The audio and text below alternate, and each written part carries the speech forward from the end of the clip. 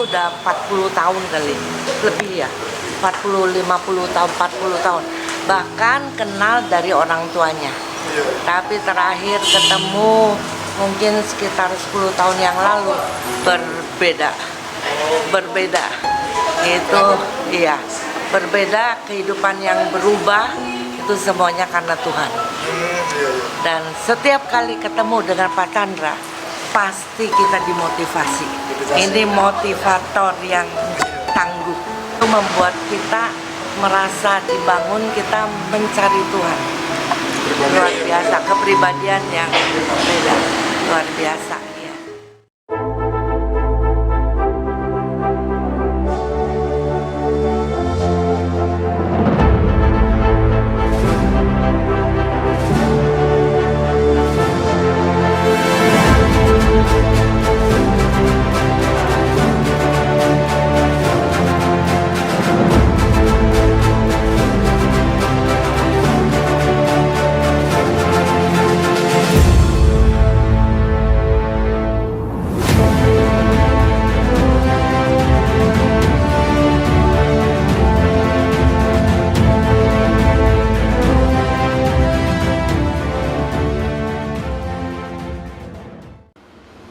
Jumpa kembali di MDT Journey Inspiration of Life. Pagi ini saya mau coba sharingkan temanya terpahat dan tergali adalah fondasi hidup, kejar kebenaran Tuhan yang sebenar-benarnya gitu. Nah ini saya dapat rema ini tahun 2017 gitu. Nah ini coba saya kupas dalam Yesaya, kitab Yesaya 51 pasal 51 ayat 1 sampai 3. Nah yang intinya sih ada di ayat 1 gini. Ini saya coba bacakan dulu ayatnya gitu. Kalau judul besarnya sih kata-kata penghibur untuk kita gitu. Jadi orang yang percaya Tuhan, intinya itu gitu. Nah, di sini ayat 1-nya mengatakan, dengarkanlah Tuhan, hai kita yang mengejar apa yang benar. Hai kita yang mencari Tuhan, pandanglah gunung batu yang daripadanya kamu terpahat, dan kepada lubang penggalian batu yang daripadanya kamu tergali. Nah inti di ayat 1 ini kan cerita bahwa Tuhan itu seolah-olah mentargetkan kita apabila kita mengejar kebenaran Tuhan. Itu ibarat seperti kita itu batu yang dipahat, batu yang asalnya dapat dari galian. Jadi batu ini bukan batu asal-asal batu yang lunak gitu. Jadi kalau kita pengen mencari kebenaran yang benar, itu harus benar-benar kita harus menjadi seperti batu yang Tuhan maksud gitu. Batu yang memang pilihan, yang digali itu dapatnya dari galian yang memang tersortir, terpilih dengan baik gitu mutu batunya dan dipahat gitu. Intinya seperti itu. Jadi kalau untuk mengejar kebenaran yang benar itu kita seolah ibarat batu yang keras yang butuh dipahat untuk menjadi benar-benar seperti apa yang Tuhan mau, bukan batu yang dalam bentuk apa adanya batu gitu. Tuhan pengen bentuk kita sebagai batu yang memang khusus digali dan dipahat. Pandanglah Abraham di sini. Kalau Abraham kan mungkin kalau di Muslimnya Ibrahim gitu sama aja. Jadi seolah-olah kalau dalam Tuhan ya Abraham ini adalah panutan gitu, panutan untuk kita, panutan untuk kita bagaimana segala sesuatu perbuatan kita itu di cross check dengan apa yang Nabi Abraham lakukan gitu. Di sini juga terkait juga istri Abraham kan Sarah gitu. Ini juga dikaitkan jadi kita seolah-olah dilahirkan oleh Abraham, turunan Abraham dan Sarah gitu. Secara rohani kita seperti itu gitu. Bagi orang yang percaya Tuhan ya memang kita seperti itu, adalah turunan Abraham dan Sarah gitu. Tuhan memanggil Abraham dan Sarah. Tuhan memberkati dan memperbanyak Abraham dan Sarah gitu. Jadi intinya Abraham dan Sarah adalah dipanggil oleh Tuhan, dipilih oleh Tuhan, dipanggil oleh Tuhan, dan memang dari mereka lahir turunan-turunan orang yang percaya Tuhan. Ya termasuk kita gitu, termasuk generasi kita gitu.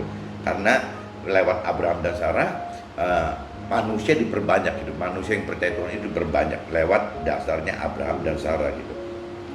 Sebab Tuhan menghibur kita, menghibur segala berembuhannya. Tuhan membuat padang gurunnya seperti Taman Eden. Ini diumpamakan seolah Taman Eden kan di sana gitu ya, taman-taman yang indah gitu. Dan padang belantaranya seperti taman Tuhan gitu. Di situ terdapat kegirangan dan sukacita, nyanyian syukur dan lagu yang nyaring. Nah, kalau cerita hidup kita seperti ibarat batu yang harus ditemukan dalam galian dulu, digali gitu, nggak sembarangan batu, dan setelah dapatkan batunya juga dipahat gitu supaya tidak dibentuk seperti yang Tuhan mau gitu, bukan batu yang asalnya gitu, yang tidak keruan bentuknya. Tuhan bentuk seperti yang Tuhan rancangkan dan kehendaki. Nah, ini akhirnya kita seperti itu. Nah, apabila kita sudah bisa mencari kebenaran yang benar, Tuhan menghibur kita gitu, bahwa ya kita ini nanti akan beralih gitu dari kehidupan yang seperti ini ke dalam kehidupan yang lebih jadi lebih indah gitu dibanding kehidupan manusia pada umumnya di dunia ini gitu. Intinya seperti itu gitu. Nah, ini ayatnya sedikit gitu. Saya cuma dapat waktu itu impresi cuman dari ayat 1 sampai 3. Nah, saya coba jabarkan gitu ke dalam apa yang terjadi di hidup saya gitu. Nah, ini bagi yang tergerak untuk mengejar apa yang benar, yang mencari Tuhan, seperti kita harus alami proses kehidupan yang ibarat mencari batu galian dan membentuk batu pahatan gitu. Jadi bagi yang kita tergerak untuk menjadi hidup lebih mencari kebenaran yang benar, itu seperti itu gitu. Jadi kita tidak bisa diibaratkan sebagai batu yang asal batu, dan kita tidak dibentuk gitu, karena Tuhan ingin membentuk kita. Jadi Tuhan ibaratkan kita ini adalah batu yang dari galian, yang batu pilihan tadi gitu, dan harus dibentuk oleh Tuhan itu, dibentuk sesuai rancangan kehendak Tuhan gitu. Ini intinya gitu. Nah, kalau untuk saya pribadi gitu, saya coba konversikan bahwa saya lahir dalam keluarga yang hanya memegang pola hidup adat istiadat dari 2 generasi gitu. Sebelum 2 generasi saya sebelumnya. Jadi dari kakek nenek saya tidak terlalu mengenal buyut saya gitu ya. Orang tua dari kakek nenek saya tidak terlalu tahu, karena riwayatnya kan masih, buyut saya kan masih ada di Tiongkok gitu. Jadi saya cuma mengenal selevel kakek nenek itu aja. Juga saya lebih mengenal nenek karena waktu saya lahir kakek sudah nggak ada. Jadi saya cuma mengenal nenek. Saya start dari nenek, dan di mana generasi berikutnya kan ayah sama ibu kan. Berarti saya udah generasi kedua yang saya rasakan bahwa saya ini hidup dalam tidak memegang Tuhan, tapi saya lebih condong pegang adat istiadat leluhur gitu. Di mana keluarga ayah harus taat dengan kakek nenek yang tinggal dalam satu lokasi. Jadi waktu itu di kota saya itu satu-satunya keluarga besar yang tinggal dalam satu kompleks gitu, satu perumahan. Seperti kalau zaman di Sumatera mungkin rumah gadang gitu ya. Kalau rumah gadang kan satu rumah bersama gitu. Kalau di keluarga besar saya mungkin bukan rumah gadang, tapi seperti apartemen gitu, apartemen pribadi yang terdiri dari 3 lantai, luasnya 3.000 meter persegi gitu.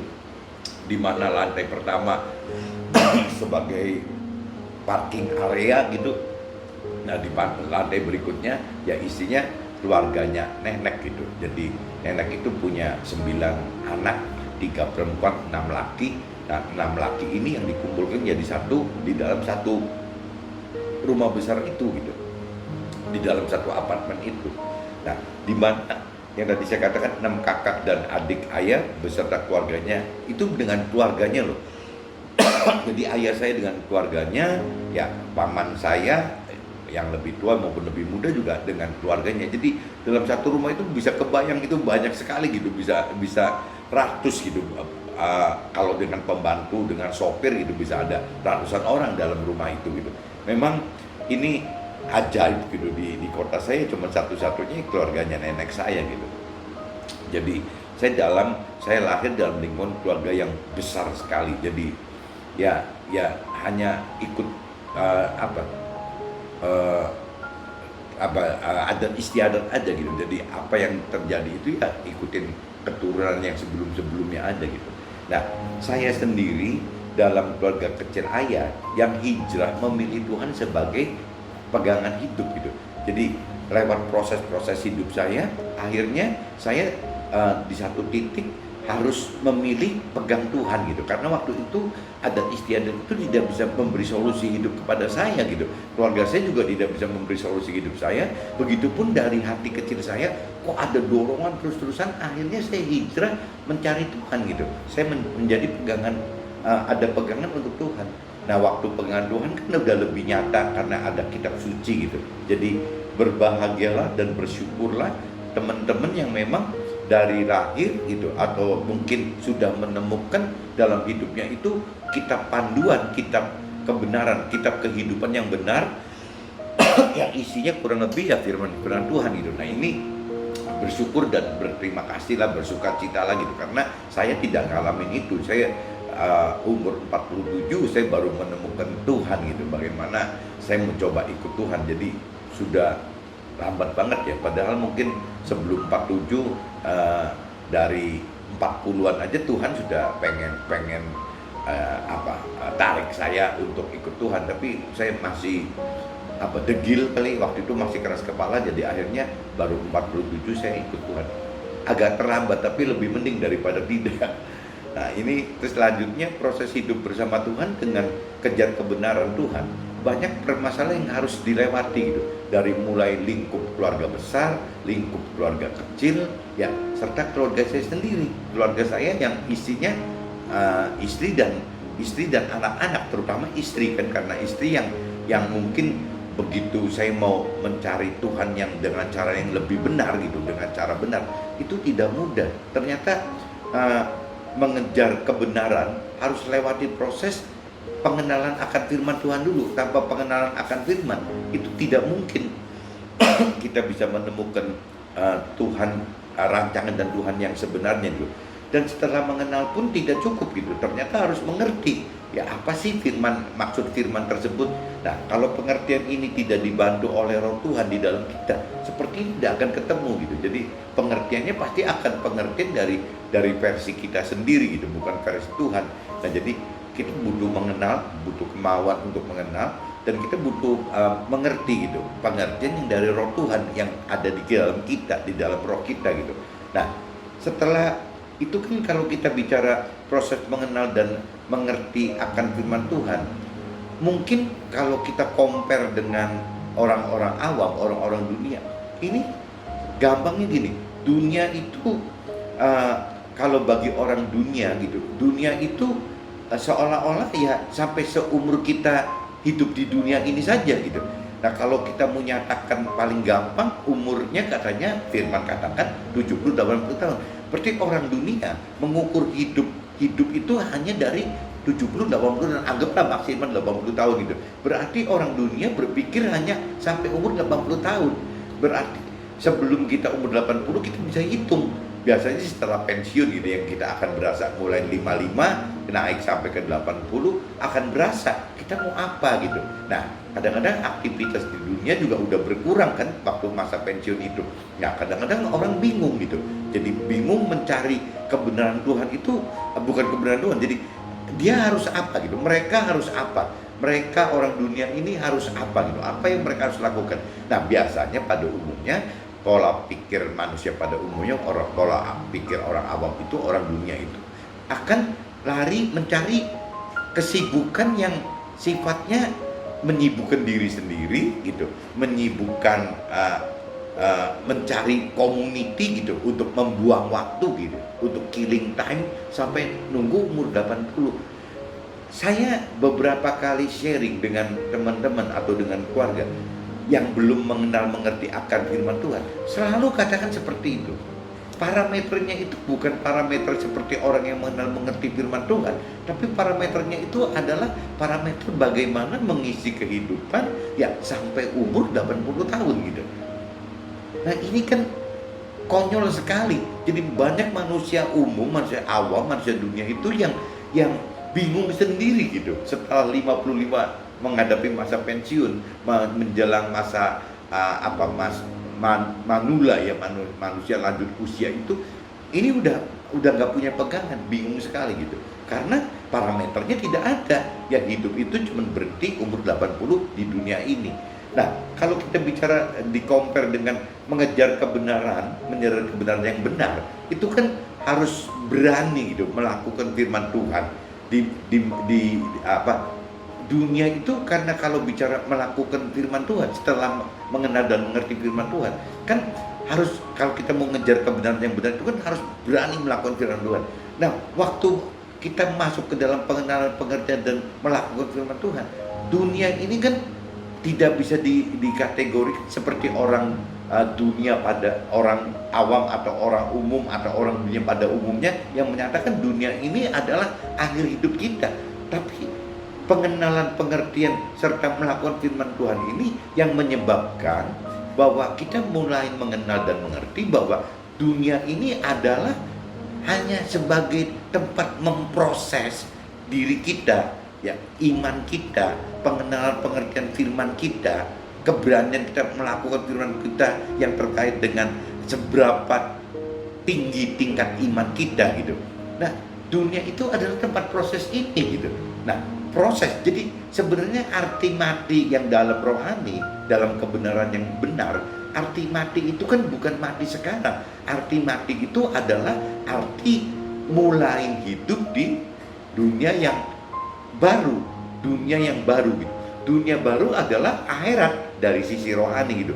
Di mana akhirat ini tidak ada kematian yang sifatnya dibatasi umur 80 tahun. Di sini, di alam ini alam akhirat ini sudah masuk ke dalam alam yang kekal gitu. Jadi tidak berbatas gitu. Nah, ini yang sangat berbeda. Apabila orang awam dunia atau orang awam orang dunia yang tidak mengenal mengerti firman Tuhan, bingung bagaimana caranya menghabiskan waktu untuk Uber sebelum meninggal umur 80 supaya tidak lonely, supaya tidak kesepian, tidak bingung apa yang mau dikerjakan gitu.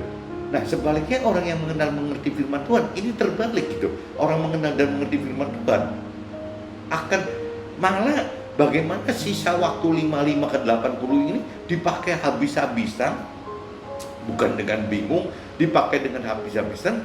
Apa yang dia kenalin, apa yang mereka kenali, apa yang mereka mengerti, dan apa yang mereka berani lakukan gitu, seperti yang firman Tuhan perintah dan peraturkan. Nah, karena kalau kita benar berani melakukan, mengenal, mengerti dan melakukan firman Tuhan, mengerti dan perintah dan peraturan Tuhan, otomatis kita akan masuk ke dalam rancangan dan kehendak Tuhan. Nah, kalau rancangan kehendak Tuhan pasti akan membawa kita ke alam akhirat itu. Nah, waktu di alam akhirat, di sini tidak ada titik berhentinya gitu. Jadi logikanya kalau kita bisa mengenal mengerti firman ini lebih mudah, jangan sebatas 55 ke atas gitu. Harusnya lebih diuntungkan gitu, karena sudah bisa ada persiapan yang lebih baik gitu. Meskipun ada firman katakan tidak jaminan bahwa orang yang mengenal mengerti Tuhan lebih dulu itu akan pasti yang pertama ketemu Tuhan gitu. Tapi orang yang terlambat, misalnya anggaplah 55 ke atas gitu, udah sepuh, mulai mengenal mengerti firman Tuhan dan melakukan firman Tuhan, itu nanti yang jadi yang terakhir gitu. Yang ini kalau dalam firman Tuhan tidak dikatakan seperti itu gitu. Jadi itu kan hak prerogatif Tuhan untuk yang duluan atau yang terakhir dekat dengan Tuhan itu ya adanya di Tuhan sendiri. Kita manusia tidak bisa menentukan gitu. Jadi kembali lagi yang perlu ditekankan di sini gitu. Kalau saya kembali ke firman Yesaya, kitab Yesaya pasal 51 ayat 1, dengarkanlah Tuhan, Hai, kita yang mengejar apa yang benar, kita yang mencari Tuhan. Jadi kalau memang kita mencari Tuhan dengan cara yang benar gitu, benar yang benar, Tuhan tekankan di situ kan benar yang benar. Berarti mungkin banyak benar-benar yang tidak benar gitu. Nah, benar-benar yang tidak benar itu saya asumsikan ya kebenaran versinya manusia sendiri, kebenaran yang versinya bukan dari Tuhan gitu. Kalau kebenaran yang benar itu adalah tidak ada yang lain, pasti dari dasarnya kebenarannya Tuhan. Ya, kebenaran Tuhan tidak ada yang lain, pasti dari firman Tuhan gitu, dan roh Tuhan, bagaimana menghidupkan roh Tuhan. Nah, ini yang saya rasakan dalam hidup itu seperti ini. Jadi meskipun saya baru terima Tuhan umur 47, tapi saya kadang-kadang waktu sharing dengan keluarga atau dengan teman, saya jadi merasa bingungnya bukan bingung bagaimana saya menghabiskan waktu dari 55 ke 80. Yang saya bingung, saya sendiri kok nggak habis-habis gitu, tidak ada sisa waktu yang senggang gitu, waktunya habis untuk mengejar Tuhan gitu.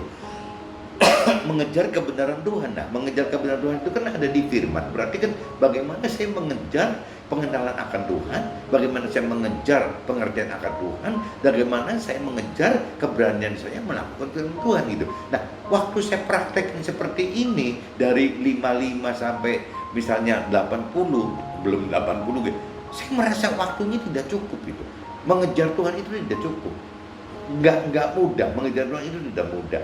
Nah, jadi saya kadang-kadang kalau compare dengan orang dunia, dengan teman atau dengan keluarga, bingung sendiri, yang saya salah atau mereka gitu. Kalau mereka sama sekali tidak mikirkan bagaimana sisa waktu 55 ke 80 ini dipakai untuk mengejar mengenal Tuhan, mengejar mengerti Tuhan, mengejar melakukan apa yang Tuhan perintah peraturkan gitu. Tapi mereka malah mencari activity sendiri gitu. Bagaimana berarti secara horizontal ya, mereka mencari activity secara horizontal. Kalau horizontal ya berhentinya pasti kebenaran yang tidak benar ya, meskipun mungkin bagi mereka disebutnya itu kebenaran yang benar gitu. Tapi kalau buat saya, pengertian saya, kebenaran yang benar itu adalah kebenaran yang dengan dasar firman Tuhan. Jadi apa perintah dan peraturan Tuhan gitu. Nah, untuk bisa tahu perintah peraturan Tuhan ya jelas harus kenal dan mengerti dan melakukan firman Tuhan. Kuncinya di situ lagi. Berarti kalau sampai teman saya dan keluarga saya tidak bicara, tidak berpikir seperti saya, tidak berpikir seperti, berarti gampang kesimpulannya mereka tidak mengenal, tidak mengerti firman Tuhan. Nah, yang konyol, banyak sekali teman saya, keluarga saya itu yang sudah terima Tuhan itu dari lahir loh. Dari lahir aja udah terima Tuhan. Ya, dari usia belasan tahun, misalnya SD, SMP, udah terima Tuhan, bener-bener mau mencari Tuhan gitu. Nah, saya sudah 47 baru terima Tuhan gitu. Nah, yang saya bingung, kenapa kok ada orang yang dari lahir, ada orang yang dari umur belasan tahun kok tidak mengenal dan tidak mengerti firman Tuhan gitu. Kenapa? Padahal mereka melakukan, kalau ditanya percaya Tuhan, percaya. Ya, mereka berdoa. Ya, mereka kadang-kadang tumpahkan dialog gitu ke Tuhan dengan nangis-nangis, ya sampai seperti itu gitu. Dia rela secara liturgis, secara ritual lakukan apapun juga gitu. Tapi yang aneh, tidak mengenal, tidak mengerti firman Tuhan. Ini bingung loh. Ini kenapa ya? Kenapa kok saya kok kok dapat kasih karunia Tuhan, kok saya bisa umur 47 meskipun saya terlambat gitu. Ya sudah cukup dewasa dan menjelang tua gitu, kok saya baru terima Tuhan gitu, baru saya baca selembar kitab itu ya umur 47 gitu, satu lembar. Nah, sedangkan teman-teman dan keluarga saya yang sudah dari kecil, dari lahir, dari belasan tahun, dari 20-an tahun, 30-an tahun udah terima Tuhan, kok tidak mengenal dan tidak mengerti akan firman Tuhan. Bahkan kadang-kadang mereka yang sudah terima Tuhan, yang mengaku dari bibir menerima Tuhan, kadang-kadang waktu saya belum terima Tuhan, mereka yang malah ngedorong saya untuk terima Tuhan gitu. Jadi pengen teman saya, mau keluarga saya, semua mendorong gitu untuk saya terima Tuhan. Tapi kalau saya sekarang menilai saya dibanding dengan teman-teman atau keluarga yang mendorong saya yang jadi bingung sendiri gitu. Berarti waktu itu apa yang mereka dorong gitu? Kenapa mereka dorong saya untuk mencari Tuhan, sedangkan mereka sendiri tidak mengenal dan tidak mengerti firman Tuhan kok? Apa buktinya tidak mengenal mengerti? Loh, pola pikirnya, pendapat mereka, pengertian mereka masih berbeda. Mereka masih mencari bagaimana kenikmatan hidup, mengisi hidup sampai di fungsi horizontal aja gitu. Bagaimana mengisi di kalangan sebatas dunia aja gitu. Kalau horizontal kan bicara sesama manusia, ada di dunia ini gitu. Lebih bicaranya kan begitu. Kalau orang dunia ngomong itu napak bumi katanya, menginjak bumi. Kalau vertikal katanya tidak menapak bumi, tapi pengertian saya, pengenalan firman Tuhan, pengertian firman Tuhan, justru yang sebenarnya hidup yang benar, yang dalam benar, hidup benar yang benar, itu adalah bagaimana hidup dengan dasar melakukan firman Tuhan. Untuk melakukan firman Tuhan jelas harus mengenal, mengerti, dan harus menghidupkan roh Tuhan gitu. Untuk mampu melakukan firman Tuhan, itu baru bicara hidup yang benar dalam benar, hidup. Di sini dikatakan berarti mengejar apa yang benar. Mencari Tuhan itu mengejar apa yang benar. Nah, apa yang benar itu yang firman gitu basicnya. Tapi kalau orang udah yang mengaku gitu, udah mengaku terima Tuhan, percaya Tuhan, mengaku sudah terima Tuhan, tapi kalau selama tidak mengaitkan dengan firman, ya orang itu nggak ada apa-apanya gitu.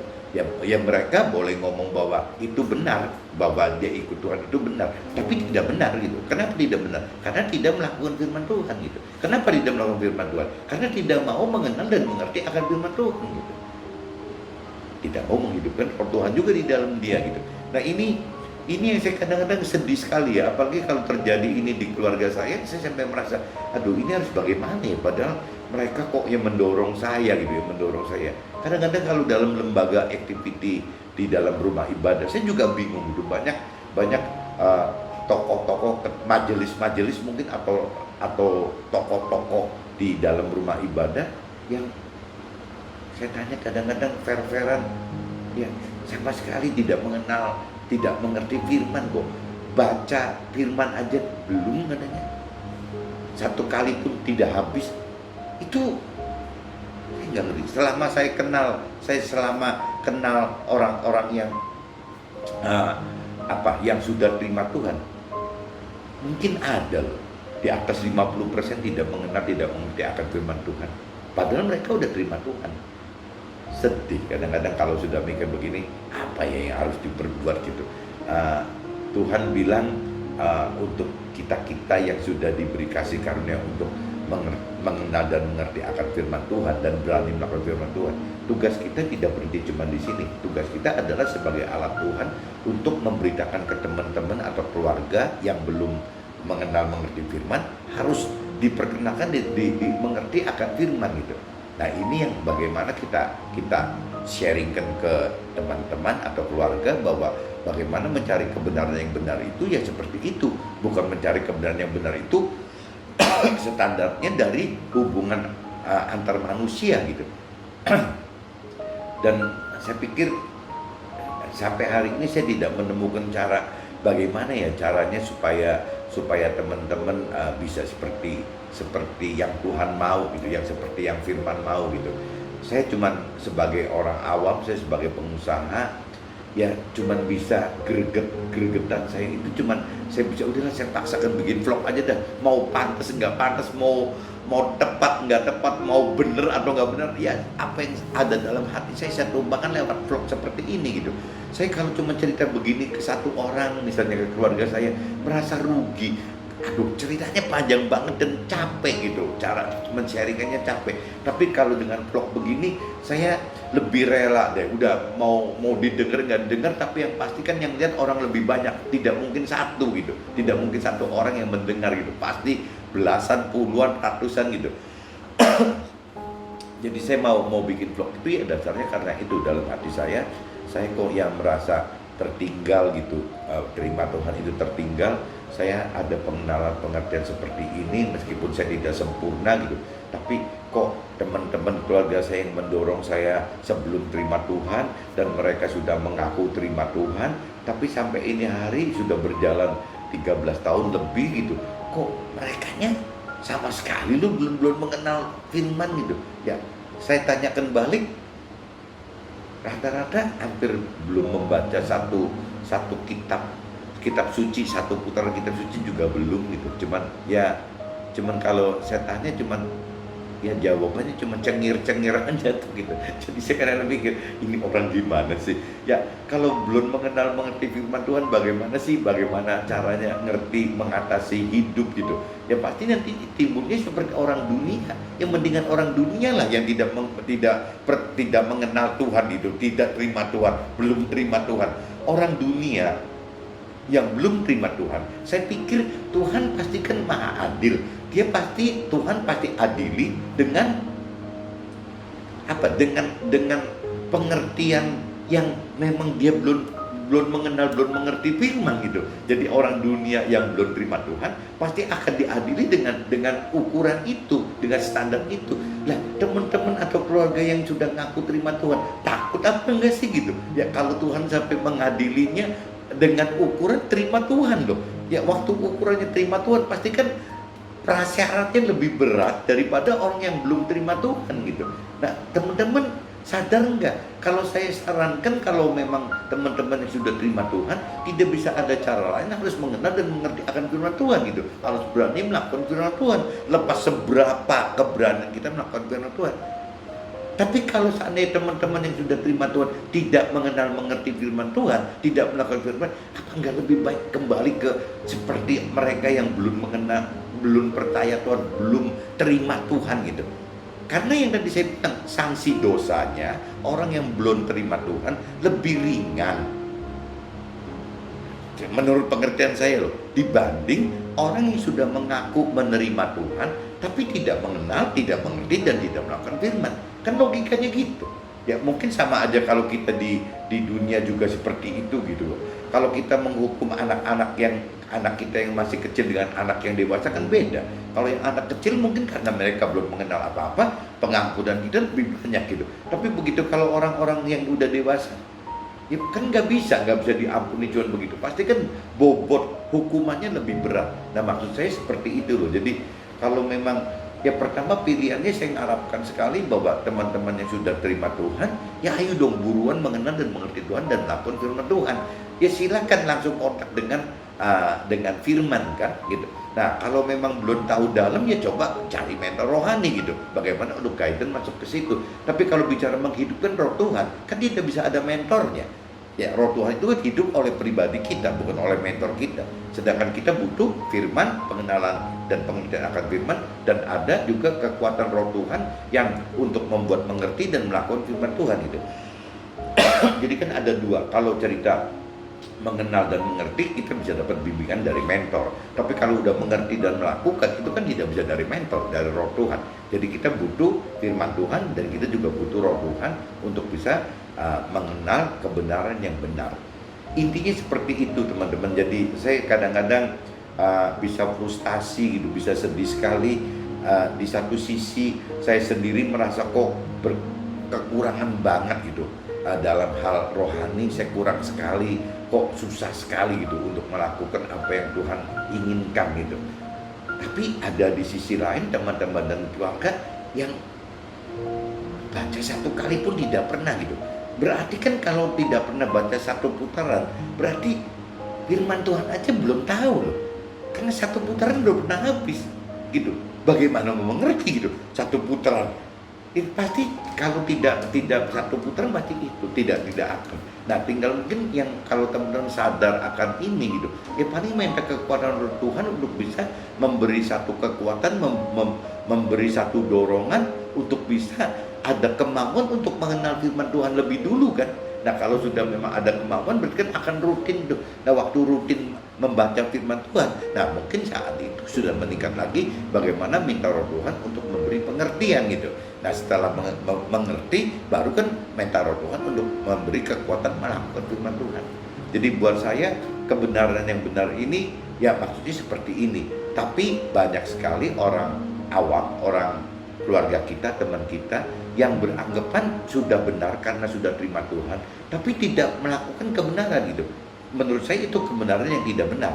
Tapi kalau firman yang tadi katakan, Tuhan katakan bahwa Hai kita yang mengejar apa yang benar, mencari Tuhan, ya harus seperti tadi gitu.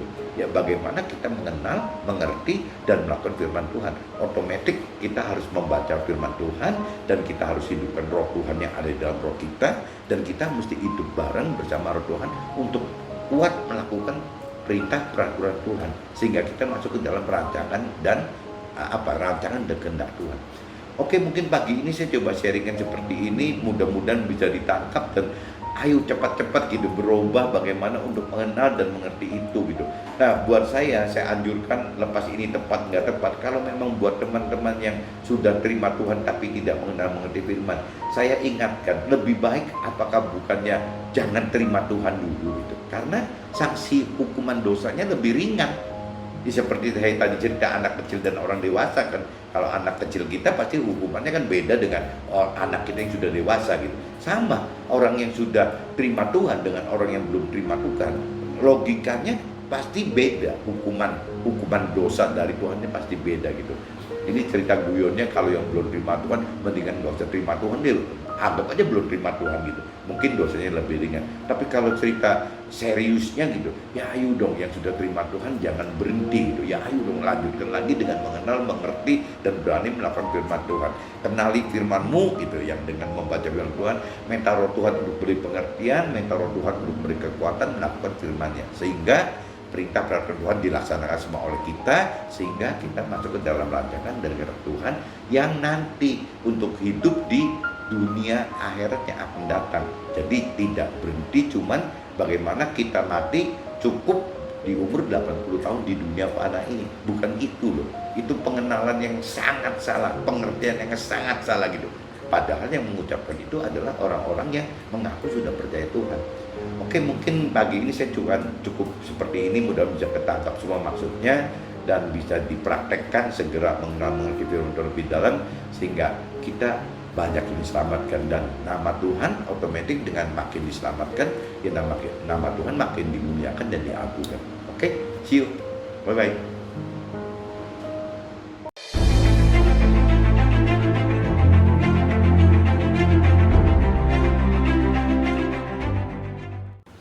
One minute to better life.